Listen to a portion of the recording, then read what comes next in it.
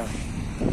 سلام علیکم بچه اوچا که در شهر پادولسکی زندگی کردگی باشه امیدوارم میشناسه جورا اینا. اینجا شهر پادولسک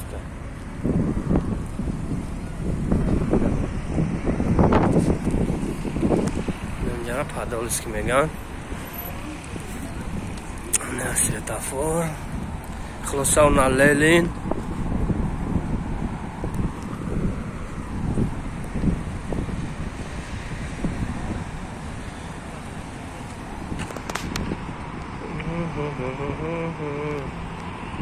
خلاصه وزمینه